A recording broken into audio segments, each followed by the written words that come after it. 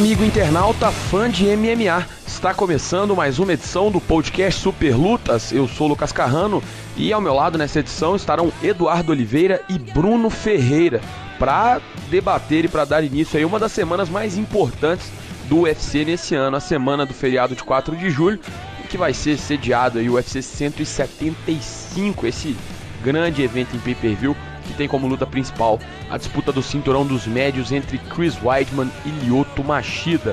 Pra gente não perder muito tempo desse podcast, deixa eu já começar saudando então o pessoal que vai participar deste programa. Começando por Eduardo Oliveira. Dudu, como é que tá aí a expectativa para esse fim de semana e principalmente como é que tá o coração depois do último, né? O Eduardo teve no último sábado, inclusive comigo, no Mineirão para acompanhar Brasil e Chile, e eu vou te ser sincero, a julgar pela forma como ele estava por lá, eu não estava muito diferente, é claro, mas eu achei que a gente pudesse ter um desfalque sério nessa edição. Tudo bem, Dudu?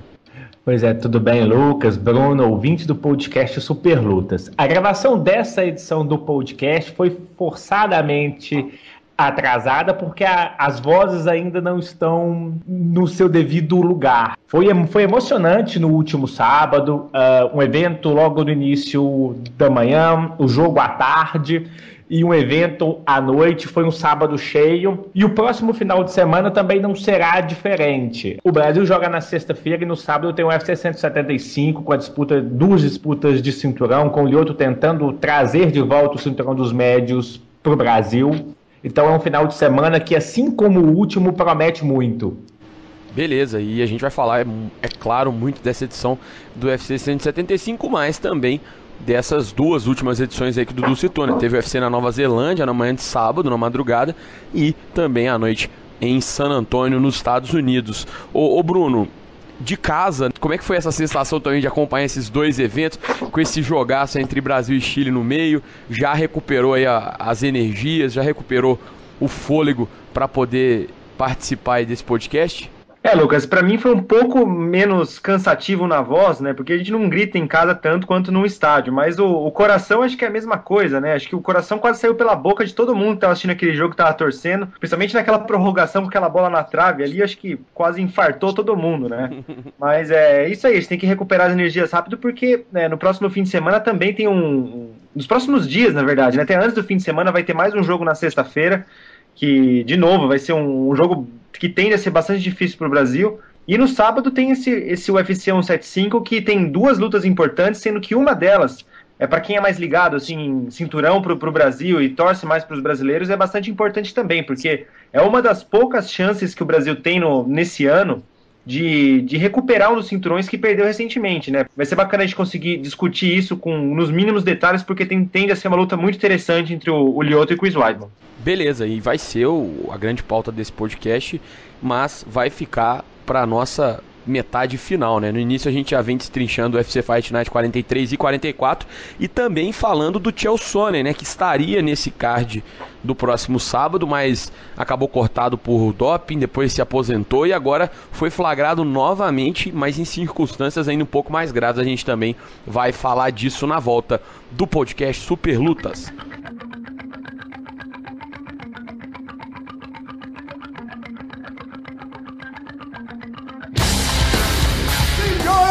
E senhores do Brasil and UFC fans watching around the world, it's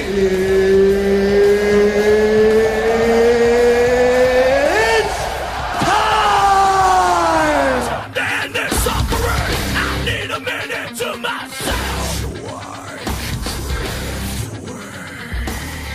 You will never get to me. Beleza, então começando essa edição do podcast Super Lutas falando do UFC Fight Night 43, que aconteceu na madrugada de sábado, né? Esse foi o teste para paixão do pessoal que acompanha realmente o MMA, porque começou por volta de 3 e pouco, 3 e meia da manhã e se arrastou aí até por volta de 15 para 8 horas na madrugada do sábado, né? De sexta para sábado, esse UFC Terruna versus Marquardt, que aconteceu em Auckland, na Nova Zelândia, primeira vez do UFC na Nova Zelândia. E como tem sido essa série internacional, né, do UFC, que inclusive eles, apesar de ter número, eles costumam usar até o nome da cidade, já teve Londres, agora Auckland, né, vai ter na Suécia, então essas séries internacionais, elas costumam ser voltadas para o próprio país. Por isso que o horário foi ruim. Se foi ruim pra gente, imagina para os Estados Unidos, né, que estão horas aí atrás. Teve cidades aí da costa leste dos Estados Unidos que esse card aconteceu só durante a madrugada. Não teve nem um inicinho da manhã, como foi o caso aqui do Brasil. E um grande destaque desse card vai ser o que a gente vai passar, porque teve algumas lutas interessantes, né? Teve a vitória do Robert Whittaker numa boa luta. Teve também a vitória do Neil Magny sobre o brasileiro Rodrigo de Lima. Teve também aí o Gian Villante vencendo o Sean O'Connor na primeira luta. Foi também uma luta muito equilibrada. A gente teve a vitória do Nate Marquardt, né? Surpreendente vitória do Nate Marquardt por finalização sobre o James Terruna. Nate Marquardt que disse que voltou para os médios porque foi um sinal divino. Parece que o cara tá em contato mesmo com o grande homem, recebeu o sinal quente, hein? Voltou muito bem. Mas pra gente, o que vai ser destaque aqui no podcast é a vitória do Charles Oliveira, o Charles do Bronx, sobre o japonês Hatsu Ryoki, e por finalização, hein? Um grande duelo de dois guardistas aí do jiu-jitsu, mas o Charles acabou levando a melhor sobre o Ryoki. E eu queria saber rapidamente a opinião de vocês sobre esse triunfo, né?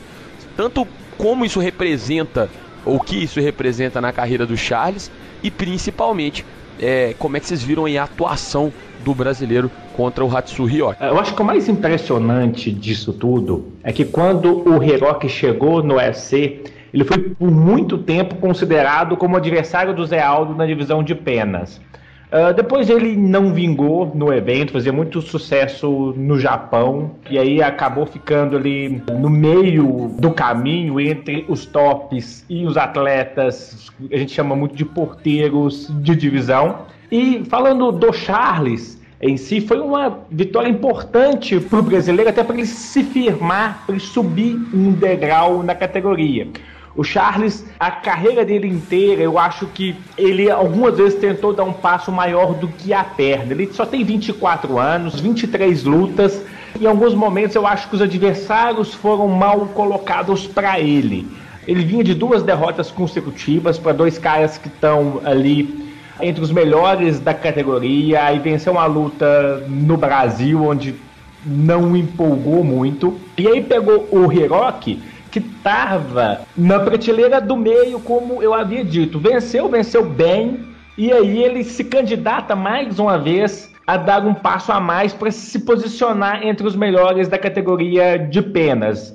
Mais uma vez, uma vitória por finalização, a 4ª vitória por finalização seguida do Charles, né? E isso a gente tem que tirar o chapéu para ele. Naturalmente ele tem que tentar evoluir o jogo em pé dele para alçar voos maiores, mas pro momento do brasileiro é uma vitória mais do que importante, né?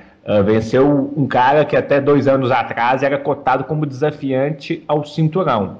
Ô Bruno, e como é que você vê esse resultado do Charles? Como é que você avalia a atuação dele e esse desejo aí dele foi expresso, né, após a luta, de reencontrar o Nick Lentz, com quem ele teve aquele no contest meio estranho, né? Aquela joelhada ilegal que o juiz não viu durante a luta. Como é que você vê essa situação durante o combate contra o Ryoki e depois também com esse desejo dele de reenfrentar o Nick Lentz? A luta não foi lá das mais fáceis, né? Foi uma luta que começou ali meio trabalhada e, na minha opinião, até o Ryoki venceu o primeiro round, né? Que ali o Charles acho que não conseguiu impor tanto assim o jogo dele.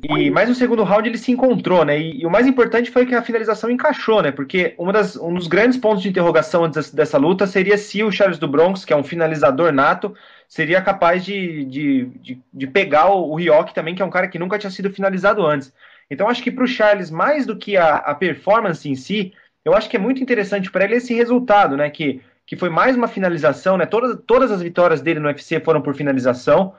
E mais um prêmio na conta também. Eu acho que o UFC valoriza muito isso, né? É claro que o Charles é um cara que é muito jovem, ele tem muito potencial e ele quer subir, né? Ele quer cada vez mais subir esses degraus na categoria dos penas. Mas é muito importante para ele, que eu acho que isso já dá uma estabilidade que ele tem, que é muito difícil de ele perder, né? Porque o UFC já deixou muito claro que valoriza muito esses atletas que, perdendo ou ganhando, dão show. E o Charles me parece ser um desses lutadores, né? Que sempre que a gente vê, né, o Charles, se não me engano, ele só perdeu por decisão no UFC contra o Frank Edgar, porque nas outras lutas, seja vencendo ou seja perdendo, a luta não chegava até o final. Isso deixa o Charles numa posição bastante confortável lá dentro, que eu acho que ele sempre tende a ser escalado em bons eventos, que nem nesse caso, é claro que é um evento que era local praticamente, mas era um evento que ele estava lá nas lutas principais, as pessoas acabam assistindo mais e conhecendo mais o Charles do Bronx. Então acho que foi muito interessante para ele isso, né? Agora, com relação à luta do desafio, né, na verdade, do Charles contra o Nick Lentz, né, que na verdade é uma coisa que ele vem falando antes mesmo da luta com o Rioch, né, que a gente até fez uma entrevista com ele uns meses atrás, e ele já falava, não, eu quero fazer essa revanche com o Nick Lentz por alguns motivos, né, que eles já se enfrentaram na categoria dos leves, né, na categoria de cima, acho que na época ainda nem existiam os penas no UFC ainda, e o Charles deu uma joelhada clara, né, uma joelhada legal clara no Nick Lentz e acabou conseguindo a finalização. Então ali o no contest foi bem aplicado, né? Mas na luta, quando estava acontecendo ali, o Charles estava bem, né? Tava até melhor no combate. E eu acho que hoje também é uma luta que faz bastante sentido, porque o Charles ele ainda não está figurando nas posições de destaque do ranking, né? Ele ainda está procurando esse espaço, mas o Nick Lentz já está lá. O Nick Lentz estava bem na categoria, conseguiu algumas vitórias interessantes, né? Ele venceu o Akran Dias, ele vinha em um momento bacana, só que ele acabou perdendo para o Chad Mendes, ou seja, isso faz com que a luta nesse momento, né, nesse momento que a gente está gravando esse podcast, faz bastante sentido a revanche do Nick Lentz contra o Charles do Bronx, e acho que seria muito bom para ele, porque se o Charles do Bronx conseguisse uma vitória sobre o Nick Lentz, acho que colocaria ele nessa posição no ranking mais destaque que eu acho que ele merece, porque o que não pode fazer que foi bem aquilo que o Dudu falou mesmo, que o Charles, enfim, o seu staff, todo mundo que cerca o brasileiro já cometeu alguns erros de planejamento mesmo de carreira, de colocar o Charles para fazer lutas que eram muito maiores do que ele deveria ter, né? Que ele pegou na época o Jim Miller, pegou o próprio Frank Edgar também, foi uma luta que, né, você fica meio assim quando ela foi casada. Mas acho que não, acho que o Nick Lentz agora faz bastante sentido, então seria uma boa para o brasileiro se isso acontecesse. E Bruno, na noite do dia 28 a gente teve também o UFC Fight Night 44, né? Mais uma rodada dupla aí do UFC, e acontecendo esse UFC Fight Night 44 em San Antonio, né, no ginásio, no AT&T, inclusive, o ginásio do San Antonio Spurs, atual campeão da NBA, e com a luta principal aí, um Title Eliminator para a categoria peso-pena, entre Cub Swanson e Jeremy Stephens. Esse card do UFC Fight Night 44 também teve algumas lutas interessantes, algumas lutas de destaque de brasileiros, né, a gente teve o Marcelo Magrão vencendo o Andy Enns por decisão dividida, teve o Carlos Diego Ferreira superando o Colton Smith por finalização, e aí o Brasil já começou a dar uma derrapada, né, com o Antônio Braga Neto perdendo para o Clint Hester por decisão dividida, também o Akran Dias, acho que essa até mais aceitável, né, pegou um lutador casca grossa aí que foi o Ricardo Lamas, e depois o Brasil voltou a vencer com o César Mutante, né, passando pelo Andrew Craig por decisão unânime. O Mutante venceu tranquilamente, para um dos juízes inclusive levou os 3 rounds, mas passou um sufoco, rapaz, no final da luta. O Andrew Craig é um cara muito traiçoeiro, né, já havia conquistado algumas vitórias aí boas, aí uma das vitórias boas da sua carreira contra o Rafael Sapo, que ele conseguiu um canelaço, né, na cabeça do Sapo, que derrubou, e foi quase o que ele fez com o César Mutante, né? Quando ele se livrou ali daquela pegada Mutante, ele girou bem, o Mutante saiu, na hora que tava levantando ele acertou o chute alto, foi pra cima e o Mutante saiu grog. Eu ainda brinquei num comentário que o Mutante saiu sem saber se estava em San Antônio ou na festa de Santo Antônio, né? Ele saiu louco, ele saiu transtornado ali. Você via que ele não estava muito assim em si, porque esse fim foi sinistro. Eu queria saber a opinião de vocês, assim, primeiro sobre a importância, né, começando com você, Bruno, a importância dessa vitória pro Mutante, que veio de uma derrota. A gente falou muito, né, na última semana, eu e você, sobre essa questão do Mutante, se ele realmente acreditava que tinha sido sorte aquela derrota pro Holloway e tal, ou se ele tinha aprendido. Você acha que ele mostrou que aprendeu mesmo, ou ele continua acreditando que aquilo lá foi sorte? Olha, é difícil de dizer, né, porque ele falou na semana passada com todas as letras em mais de uma entrevista, né, porque sempre aquele risco, pô, será que o cara foi bem interpretado ou não? Não, ele falou em mais de uma entrevista que, não, ele perdeu pro Holloway na sorte, né, isso, como até a gente discutiu na semana passada, eu discordo totalmente, porque não existe isso de sorte, né, o que aconteceu ali foi que o o Mutante cometeu um erro e o Dolloway aproveitou, né? Simplesmente aproveitou do erro que o Mutante deu ali. Mas eu acho que foi uma vitória importante para o Mutante, e mais do que isso, né? Eu acho que a luta, da forma como ela se desenrolou, responde algumas coisas, né? Porque o Mutante até então, mal comparando, mas é mais ou menos aquilo que aconteceu com o Charles do Bronx, né? Porque o Charles do Bronx ou pegava os caras que estão bem na categoria, ou eles pegavam os caras que acabavam sendo até pouco significativas as vitórias, né? E o Mutante foi mais ou menos por aí. Ele chegou no UFC, ele pegou lá ele conseguiu a vitória contra o Serginho, né, na final do TUF e tal, mas em nenhum momento ele pegou um adversário que realmente era uma grande referência, né? A grande referência que ele tinha até então no cartel dele era o Sarafian, que sempre me pareceu um cara até pequeno para a categoria dos médios, né? E desceu e não desceu bem, né? Desceu e já foi finalizado na primeira luta que fez ali embaixo. Ou seja, dá uma bagunçada na cabeça para saber mais ou menos até que ponto o Mutante é um cara que vai lutar pelo título em breve, é um cara que tem um potencial muito grande, ou até que ponto ele tá cru, né? Porque isso ainda é difícil de saber justamente pelos adversários que ele enfrentou.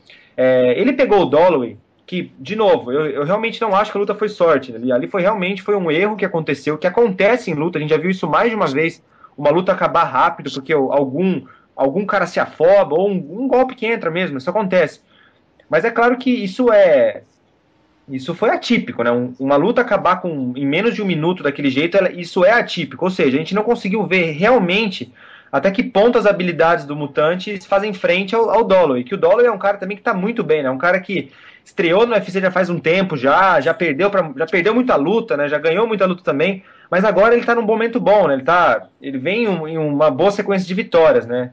E se não fosse uma derrota que ele teve para o Tim Bolt, se eu não me engano, né? Que foi uma derrota na decisão, que ali eu discordei totalmente daquela decisão, ou seja, ele era para ele estar com umas 4, 5 vitórias seguidas agora.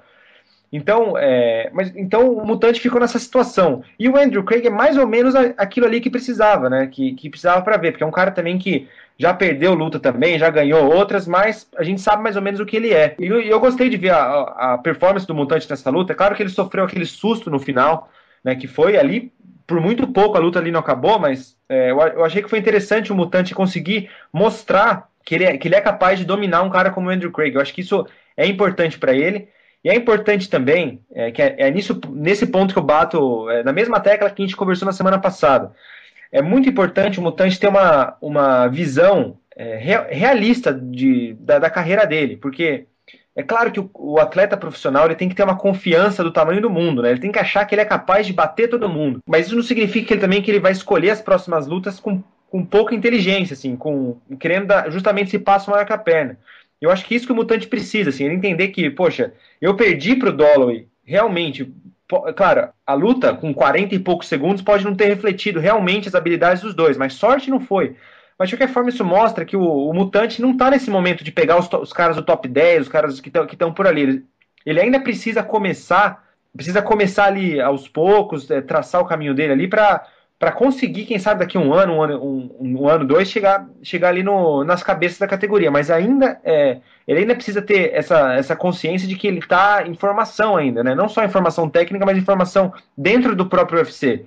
Então, eu acho que é importante o Mutante ter a cabeça no lugar, justamente é muito frequente você ver lutadores assim, alternarem vitórias e derrotas, porque é um cara que ganha uma luta, já acha que já está lá no topo e pega um adversário que talvez seja um pouco mais bem ranqueado do que deveria ser. Então, eu acho que agora vai ser importante o Mutante ter a cabeça no lugar para justamente não cometer esse erro de planejamento. Beleza, então a gente falou do Mutante aqui no UFC Fight Night 44, o Mutante vencedor do TUF Brasil 1, né? Mais um cara que mostra que é cascuda essa transição do TUF pro UFC. E a gente fica aí também acompanhando o futuro do Mutante, ver se ele agora já está, como o Bruno disse, ele ainda pega mais um adversário antes de entrar no top 15, ou se já pega às vezes um cara que está mais acima. Como é que tá esse gerenciamento de carreira, não só do ponto de vista do atleta, mas também o que o UFC tem planejando para ele, né? Daí pra frente. Pessoal, como a gente tem ainda que falar desse UFC 175 e do Sony, vou ter que passar só os resultados aqui das demais lutas do UFC Fight Night 44. Infelizmente a gente não vai poder falar muito do Cub Swanson, que venceu o Jeremy Stephens, nem do Kelvin Gastelum, né? O Gastelum, para poder só para registrar também, mais uma vez perdeu o peso, né? Ele não bateu o peso e dessa vez não conseguiu nem com a segunda chance. No UFC 171 ele já tinha perdido o peso antes da sua luta e eu não sei nem como descrever essa notícia, que foi uma das coisas mais bizarras que eu já fiz na vida, que o Gastelum ele conseguiu bater o peso de acordo com o próprio, porque ele deu, não tem outra palavra, uma cagada milagrosa, né, literalmente. Ele não conseguiu ir no banheiro e, de acordo com ele próprio, liberou o que estava faltando lá para chegar. E agora não teve, né, o raio, ou no caso aí a latrina, não cai duas vezes no mesmo lugar, né, então o cara também tem que se cuidar. E perdeu peso por muito, foi mais de 1,5 kg, ou quase 1,5 kg.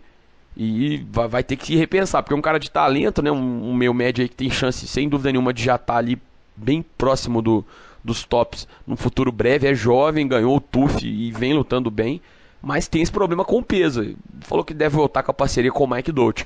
Já o Cub Swanson, uma vitória dominante aí contra o Jeremy Stephens, se credenciando para lutar contra o José Aldo ou o Chad Mendes, né? Eu acredito que o Swanson, por dois motivos, deve estar torcendo pro Aldo, né? Um, porque se o Mendes ganhar, tem uma grande chance da gente ter uma revanche imediata. Então, para eles pode ser horrível, né? Que ele vai ter que ficar na fila, deve ter que enfrentar mais alguém. Agora, mesmo assim, para ele seria bom lutar com o Aldo, do ponto de vista do Swanson, porque ele tem que apagar a imagem daquela joelhada com 8 segundos, né? Que até hoje persegue o Bruno. Não sei sua opinião, mas pelo menos assim, ele pode até perder pro Aldo. Acho que ele até admite que o Aldo é um lutador de alto nível e pode perder, mas não daquela forma de novo, né? Aquilo ficou feio e fez com que o Swanson descesse muitos degraus, talvez até mais do que a capacidade dele sugere. Ele é um lutador melhor do que ele pareceu ser naquela noite lá no WSC, em que ele tomou aquela joelhada que, né, marcante até hoje na história do esporte. Isso atrapalha até numa eventual promoção da luta, né? Porque você imagina só, você vai fazer uma revanche entre o campeão, o cara que domina, vamos supor que o Aldo vença o Chad Mendes, né? O Aldo, poxa, já passou por todo mundo que colocaram na frente dele, já ganhou de todo mundo de forma dominante. Aí ele vai fazer mais uma revanche. Como que o UFC vai promover isso, né? Você vai colocar, poxa, eles se enfrentaram há alguns anos e a luta acabou em 8 segundos. Realmente é muito estranho. Eu acho que isso atrasou o Cub Swanson mais do que deveria mesmo, né? Porque até quando a gente coloca as notícias, né, a gente posta as notícias no Facebook e tal, a gente vê os comentários que as pessoas fazem. É bem isso mesmo, as pessoas falam, poxa, o cara já perdeu com 8 segundos, vai querer falar o quê e tal. É claro que na verdade não é bem assim, né? O Cub Swanson, ele já, na época mesmo, ele era um cara muito melhor do que aquela luta indicou, e ele evoluiu muito, né? A gente tem visto ele numa sequência muito boa de vitórias dentro do UFC, né? Acho que ele chegou na 5ª ou na 6ª vitória seguida. E então, mas mesmo assim as pessoas ainda se lembram daquela luta, né? Então, pro Cub Swanson é bem isso mesmo. Acho que se ele, claro, ele perdeu tanto pro Chad Mendes como pro José Aldo, né? Então, se ele, independentemente de quem vencer a luta, ele seria uma revanche para ele. Mas eu acho que com o José Aldo fica um pouco mais essa coceira nele, porque ele quer apagar aquilo, né? A questão mesmo se ele perder, realmente, foi o que você falou, se ele perder na decisão, ou se perder com um nocaute técnico, sei lá pelo 4º, 5º round, ou mesmo no primeiro round, mas se a luta se desenrolar de uma maneira diferente, com certeza já vai dar uma aliviada nisso pro Swanson, porque aquela luta, poxa, acho que é a pior coisa possível para um cara que luta MMA, para um cara que treina mesmo para uma luta, chegar lá e perder em menos de 10 segundos. Acho que isso fica na cabeça de qualquer um, né? Acho que não tem nem como ser diferente, né? E aí o Swanson agora, então, já se prepara. É claro, como eu disse, não tem nada garantido, né? Não tem verdade que dure 10 minutos no UFC, mas ele tá com esse direito garantido aí. Vai ficar de olho. Até o timing dessa luta ele já é bom, né? Porque não vai ter que ficar muito tempo fora. E mesmo se o campeão, seja o Aldo Mendes, receba uma suspensão longa, ele não vai ficar muito tempo no estaleiro, né? Então é um cara que já tá aí de olho, a menos que aconteça, como eu disse, uma vitória do Mendes que dê direito a, ou que não seja como a do Dillashaw, né, que não seja dominante, mas uma vitória que renda ao Aldo uma revanche imediata ou algo do tipo, aí sim vai ter que voltar, mas pelo menos fez aquilo que se esperava dele e lutou bem, né, um lutador muito rápido, tem combinações muito rápidas e eu gosto da angulação que o Cub Swanson bate. Ele é um cara que tem ângulos muito bons de golpes e varia muito, né? Então ele não trabalha só com golpe reto ou só com golpe cruzado. As combinações dele misturam muito essas angulações e com chutes e tal. É um cara, inclusive, complicado. Acho que é até melhor do que aquele Cub Swanson que enfrentou o José Aldo há alguns anos, né? Ele é é um cara que não vem, né, da trocação, mas que é um dos pupilos aí queridos do Winkle John lá, o parceiro do Greg Jackson lá em Duke, em Albuquerque, né, no Novo México. Bom, assim a gente passa a régua então nesse UFC Fight Night 44 e bora pro segundo assunto da pauta, na verdade o terceiro, né, perdi a conta aqui. O terceiro assunto da pauta, que é o novo doping do Chael Sonnen. E galera, é o seguinte, a gente já até falou do doping do Sonnen, já apresentou a questão do Sonnen, que era... Ele já deu a sua versão falando que tinha feito esse doping, entre aspas, tinha usado as substâncias que tinha usado da primeira vez porque queria ter filhos e tal. Deu uma justificativa até, enfim, plausível para tudo que aconteceu, embora não se entenda porque que sempre quando um cara é pego no antidoping ele apresenta uma justificativa interessante, mas se sabia, né, que estava fazendo uma coisa que é legal, por que não dar essa justificativa antes? Que aí você pode conseguir uma liberação, uma isenção, ou quem sabe ou não conseguir e falar, ó, agora é a hora que eu vou ter que decidir e apresentar. Sempre fica essa dúvida, né? Se tem uma explicação lógica, por que não tomá-la antes?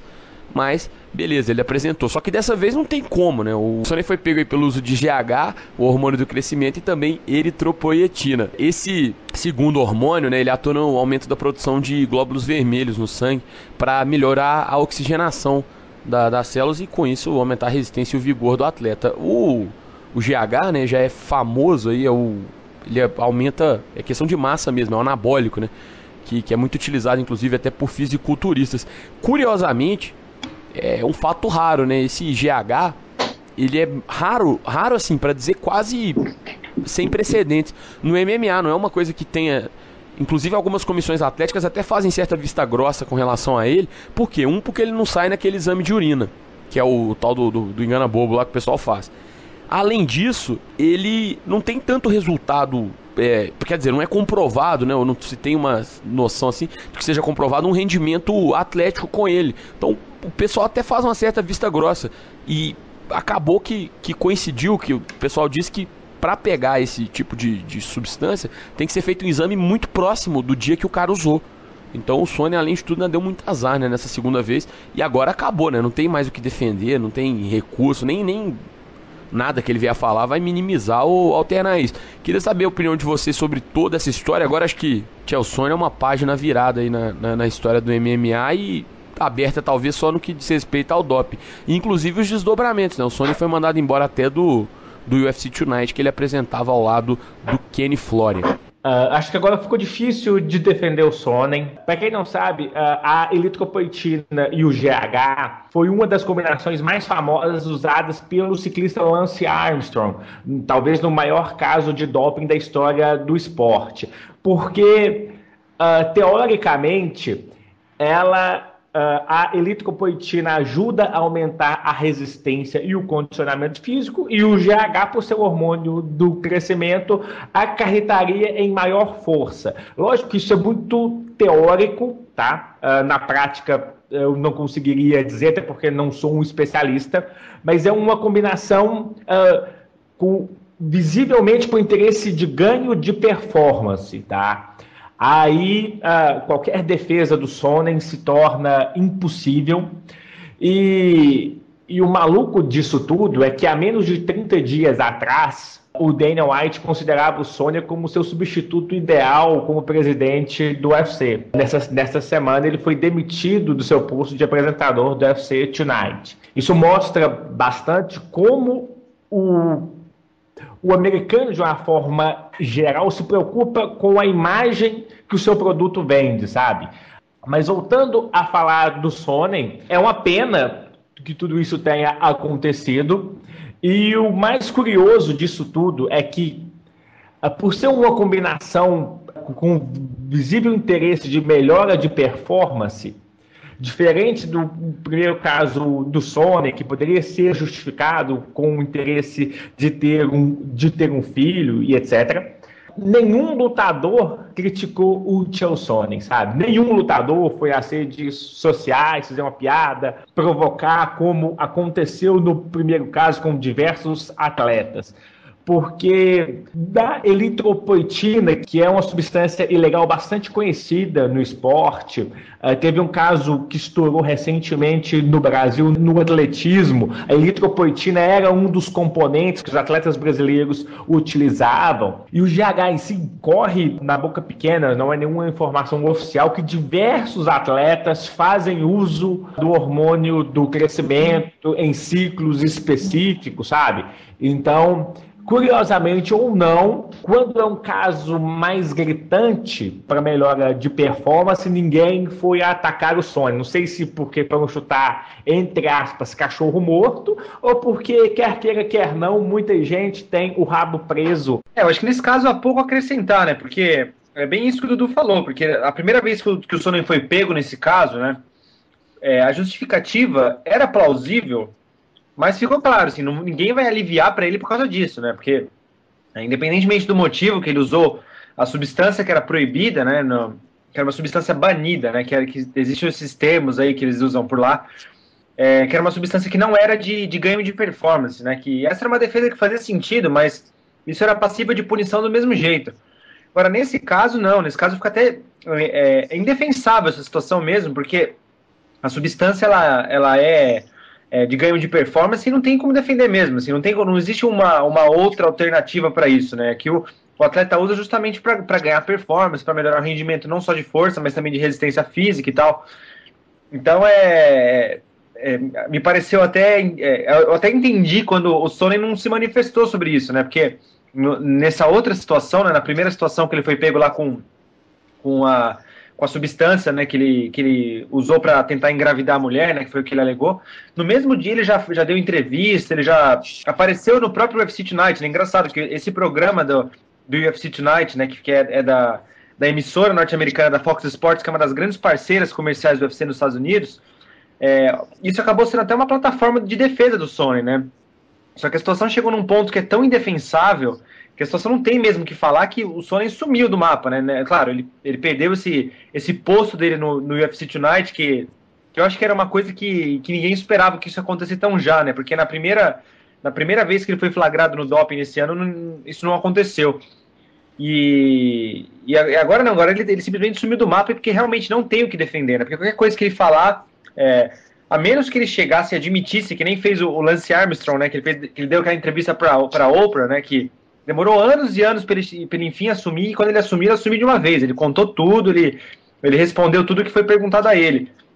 E o Sonnen sumiu do mapa mesmo. Então, dá para entender tanto a parte do Sonnen de ter sumido do mapa, né, porque é indefensável o caso dele, como também do UFC de trocar, né, essa figura, né? Acho que a única pessoa que realmente alfinetou o Sonnen, né, nesse caso foi o Brian Stann, que era um dos companheiros do Sonnen nas análises lá no canal norte-americano. E acho que faz sentido que o UFC troque isso, porque é a imagem do UFC que está em jogo, né? Nesse caso, o Sonnen e o Kenny Florian, né, os dois apresentando numa emissora gigante lá nos Estados Unidos, um programa chamado UFC Tonight, ou seja, são as duas figuras que estão lá na linha de frente, né? As pessoas iriam associar diretamente o Sonnen com o UFC. O UFC precisa evitar isso, pelo menos agora, né? Claro, não que vá voltar, o Sonnen não vai voltar, acho que realmente, como você falou, Lucas, o Sonnen é uma página virada no MMA agora, e se alguém achava que o Sonnen poderia voltar um dia dessa aposentadoria que ele tinha anunciado, acho que agora pouca gente deve achar, porque... depois de uma situação dessa, ele não vai nem querer voltar, acho que nem o UFC vai querer que ele volte mesmo. Então, é uma situação indefensável e acho que agora sim a página do Sonnen, né, o capítulo do Sonnen já se encerrou no MMA. Vamos passar para o assunto melhor, né, muito melhor, que é o UFC 175, esse evento aí que é um dos principais, se não for o principal evento do calendário do UFC em 2014, que tem como luta principal o duelo entre Lyoto Machida e Chris Weidman. Galera, essa luta principal ela é uma luta que chama muita atenção do público, então vamos dar um destaque mais do que merecido para ela. Eu até tava brincando com um colega essa semana, falando que muito se falou aí sobre a questão do matchup, né, do Lyoto, que seria o mais interessante para poder vencer o Weidman e tal. Acho que falou tanto disso, se falou, né, tanto disso, que talvez seja igual o caso da Bélgica na Copa, né, ia ser a surpresa que não surpreende mais ninguém, porque se todo mundo fala que a Bélgica é surpresa, ela não é surpresa, pô, tá todo mundo sabendo.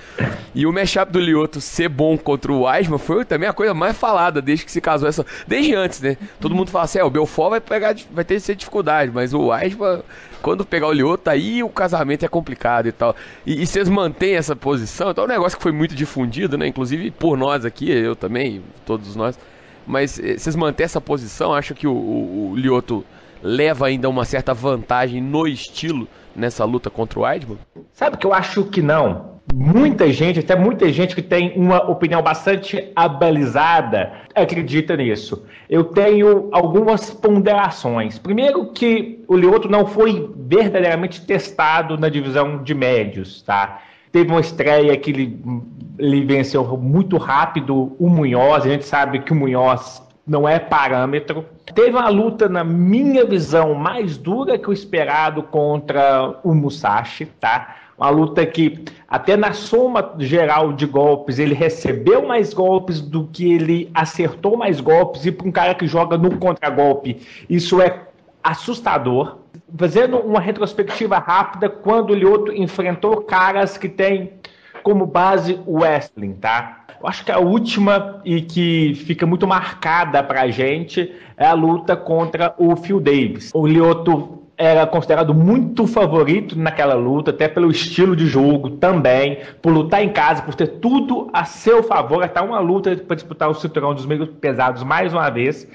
E a luta foi dura. Eu até acho que o Lyoto venceu, mas não me incomoda a derrota dele, porque foi um 29, na minha visão, um 29-28, que o Lyoto deu margem para ser 29-28 para o Phil Davis. Se a gente for lembrar, contra o John Jones, ele fez um primeiro round bom, até acho que ele venceu o primeiro round, mas depois do segundo round o Jones conseguiu se impor. Voltando sempre na carreira do Lyoto, a gente vai lembrar, tem a luta contra o Rashad Evans, que tem um jogo de wrestling e o Lyoto dominou a luta. Só que o Rashad Evans naquela luta, ele estava... Tem um colega que disse, eu acho que foi até o Alexandre Matos, do MMA Brasil, que ele tem a impressão que o nocaute vicia. E o Rashad Evans é um cara com base no wrestling, mas que vinha tendo algumas vitórias por nocaute e achou que podia trocar com qualquer um. Foi trocar com o Lyoto, perdeu o cinturão. Então, eu acho que não é um jogo tão bom pro brasileiro, tá? É uma luta que eu não consigo enxergar o desenrolar dela, o que é uma coisa que pra gente que acompanha sempre, a gente meio que imagina o que pode acontecer. Às vezes, porventura, não acontece o que esperamos. Então, a luta que é de difícil prognóstico, eu não apostaria nessa luta, com toda a sinceridade. É uma luta que eu tô muito ansioso para assistir, justamente porque eu não sei o que esperar. Se eu fosse fazer um prognóstico, eu nem apostaria em resultado mesmo, né? Porque a minha visão é muito parecida, mas se fosse para apostar em alguma coisa, eu apostaria que vai ter muita gente reclamando que a luta vai ser chata. Porque, imaginando, né, como o Weidman vem lutando e como o Lyoto sempre lutou na vida inteira dele, são dois lutadores que eu acho que vão traçar uma estratégia, que vão seguir essa estratégia à risca, vão ser disciplinados e vão evitar se expor, né? Eu acho que isso numa luta, principalmente de cinturão desse tamanho, né? Eu acho que os dois vão se apegar muito a isso. Eu acho que nenhum dos dois vai tentar atacar de forma até atabalhoada para dar margem para contra-ataque. A gente viu até o que o Weidman fez. É claro que o lutador, quando enfrenta um determinado adversário, ele monta a estratégia com base nesse adversário, né? Isso pode mudar de uma luta para outra.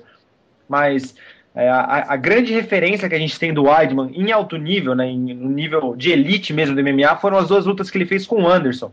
E ali ele mostrou bastante disciplina, né, bastante calma, bastante estratégia mesmo. Assim, ele sabia o que ele precisava fazer e ele sabia que para ele conseguir fazer o que ele tinha que fazer, ele tinha que ter calma. E eu acho que com o Lyoto vai ser mais ou menos isso, né? Porque o Lyoto é um cara que joga no contragolpe. Ele pode não ter aquele contragolpe matador, assim, né? Estilo Chuck Liddell, assim, que pega e derruba, né? Talvez não. Mas mesmo assim é um cara que consegue pontuar bastante com base nisso. Eu acho que o Weidman vai tentar partir para cima, mas com bastante cautela. Então, eu imagino que a luta vai ser um pouco morna, né, nos olhares de muita gente, né? Como foi até, por exemplo, a luta dele com o Anderson Silva, a primeira delas, apesar do final espetacular, né, com aquele nocaute, a luta estava sendo bem morna, que era O Anderson tentando atacar daquele jeitão meio desastrado, né? Que o Anderson também acho que se frustrou com a boa noção de distância que o Weidman tem. Mas o Weidman também estava naquela lá, né? De não partia muito para cima, de não tentava também dar muitos golpes, ou seja, a luta estava morna também. Então eu imagino que a luta vai ser um pouco morna, vai ser bem estudada, eu imagino que ela vai ser longa, e eu acho que vai ser um desafio interessante para os dois, porque apesar de eu apontar um favoritismo para o Weidman, justamente por esses motivos que o Dudu falou, né? Claro que o Lyoto ele tem boas vitórias contra wrestlers, né? A gente pegou o Ryan Bader, o próprio Rashad Evans, acho que nem deve contar essa luta, porque ali o Rashad não tentou quedar o Lyoto uma vez sequer, né? Ali foi pura trocação. Mas se a gente pegar e comparar o Weidman justamente com esses outros wrestlers que o Lyoto ganhou, né, que o Lyoto venceu, são lutadores completamente diferentes, né? A trocação do Weidman, a postura do Weidman como lutador de MMA, né, é muito diferente do que o Ryan Bader faz. Agora só que o Bader está começando a ficar um pouco mais confiante em pé, está trabalhando um pouco mais ali, mas o Weidman não, o Weidman ele se sente confiante a ponto de se arriscar na trocação contra o Anderson Silva. E o Weidman também tem uma noção de distância muito boa, né? Isso pode frustrar muito o jogo do Lyoto, né? O Lyoto que trabalha com base nisso, com base em movimentação, com base em contragolpe, com base em velocidade, mas nos médios. E com o Weidman, acho que é uma situação um pouco diferente, porque nos médios, apesar de o Lyoto ter se mantido rápido, né, nas lutas que ele viu, a gente não sabe como é que vai ser contra o Weidman, que é um peso médio de elite, né? E com base na movimentação, acho que dá para dizer a mesma coisa. O que pode favorecer o Lyoto nisso, né, que talvez é uma das vou dizer poucas, mas um dos aspectos que pode ser que o Lyoto consiga explorar ali e ter uma vantagem, é a questão do gás, né? Porque a gente, de novo, assim, o Weidman tem uma carreira até relativamente longa no UFC, ele já tem algumas lutas ali, né? Tem umas 7, 8 lutas, acho que até menos, né? Mas ele tem algumas lutas no UFC. Mas a referência que a gente tem do Weidman em alto nível, né? Que é um cara que, justamente nesse processo de treinamento mais forte para fazer uma luta de cinturão, foram essas duas lutas com o Anderson. E eu percebi nas duas delas, principalmente na primeira, que ele pecou ali um pouquinho no gás, assim, que ele ficou mais cansado do que deveria ficar, né? Isso pode ser que seja uma coisa que possa favorecer o Lyoto, porque o Lyoto como eu disse, assim, eu não consigo imaginar essa luta acabando no primeiro round, assim, eu não vejo isso acontecendo. Mas eu também vejo o Weidman também não sendo muito passivo, porque se ele for passivo demais, corre risco de acontecer aquelas decisões que a gente já viu o Lyoto tá no meio, né? Que é aquela luta que foi parelha, que pode ir para qualquer um e fica na mão dos juízes. Eu acho que o Weidman não vai querer isso, né? Por mais que ele não vá se expor, eu acho que ele vai tentar mostrar uma iniciativa, vai tentar impor seu jogo, ou seja, ele vai se desgastar um pouquinho ali.